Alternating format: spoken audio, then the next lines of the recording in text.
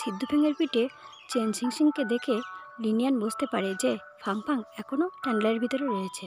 এটা দেখে সে তখন চ্যানেলের ভিতরে ঢুকে যায়। এদিকে ফাংফাং তার পায়ে অনেক ব্যথা পেয়েছিল, সে কোনোভাবে হাঁটতে পারছিল না এবং খুব ভয়ও পেয়েছিল। কিছুক্ষণ পরে লিনিয়াং সেখানে এসে ফাংফাংকে বাইরে নিয়ে আসে এবং তাকে বাইকে করে নিয়ে তার বাসার সামনে লিনিয়ান নামিয়ে দিয়ে আসে। এদিকে ফাংফাংয়ের ফ্যামিলির অবস্থা দিন খারাপ হয়ে যাচ্ছিল, কারণ তার বাবা এখন আর কাজে যেতে পারে না অসুস্থর কারণে, যার ফলে ফাংফাং তার পরিবারের সব দায়িত্ব নিজের উপরে নিয়ে নেয়। ও এখন স্কুলে যাওয়ার পাশাপাশি একটা ক্লাবে পার্ট টাইম জব করে। এদিকে ফাংফাং একদিন কাজ শেষ করে যখন বাসায় ফিরছিল, তখন সেখানে কিছু ছেলেরা এসে ফাংফাংয়ের পথ আটকিয়ে তাকে খুব বিরক্ত করতে লাগে। তখন সেখান দিয়ে লিনিয়ান যাচ্ছিল। লিনিয়ান এটা দেখে তাদেরকে ভালোই ভালো সেখান থেকে চলে যেতে বলে, কিন্তু ওই ছেলেরা কোনোভাবেই লিনিয়ানের কথা শুনছিল না।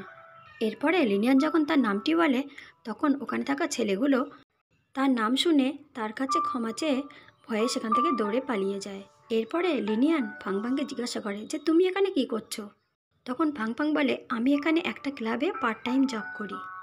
সেটা শুনে লিনিয়ান বলে, এই সরকারি ক্লাবে? তখন ফাংফাং বলে, কেন, কোনো সমস্যা? তখন লিনিয়ান বলে, না কিছু না, তুমি আর এখানে বেশিক্ষণ থেকো না, এখনই বাসায় চলে যাও। এটা শুনে ফাংফাং যখন সেখান থেকে চলে যাচ্ছিল, তখন লিনিয়ানের ফাংফাংয়ের একা বাড়ি যাওয়ায় রিস্ক লাগছিল, যার কারণে সে তখন ফাংফাংকে ডাক দিয়ে বলে, দাঁড়াও, আমি তোমাকে তোমার বাড়ির সামনে ছেড়ে দিয়ে আসছি।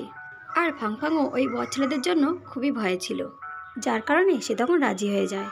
কিছুক্ষণ পরে যখন লিনিয়ান ফাংফাংকে বাসায় নামিয়ে চলে যাচ্ছিল, তখন ফাংফাংয়ের বাবা লিনিয়ানকে দেখে তার মেয়ের বয়ফ্রেন্ড ভাবতে শুরু করে। তখন ফাংফাং তার বাবাকে বলে, বাবা, ও আমার স্কুল ফ্রেন্ড, আমরা একই স্কুলে পড়াশুনো করি। সেটা শুনে ফাংফাংয়ের বাবা তখন লিনিয়ানকে বাড়ির ভিতরে নিয়ে আসতে বলে এবং তাদের সাথে ডিনার করতে বলে। এদিকে ফাংফাংয়ের ফ্যামিলির অবস্থা একদমই ভালো না। এরপরে ওরা সবাই মিলে নিজের সামর্থ্য অনুযায়ী লিনিয়ানকে নিজেদের মতো করে ট্রিট দেয়, যেটা দেখে লিনিয়ানও তাদের খুব রেসপেক্ট করে এবং তাদের সাথে খুব ভালো ব্যবহার করে, যেটা দেখে ফাংফাং তার দিকে এক দৃষ্টিতে তাকিয়ে থাকে।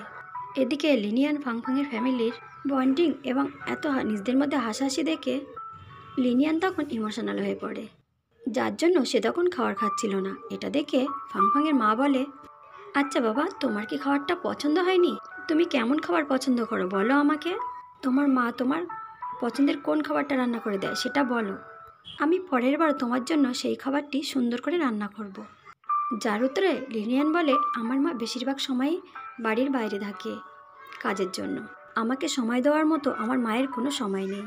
সেটা শুনে ফাংফাংয়ের পুরো পরিবার তখন স্তব্ধ হয়ে যায়।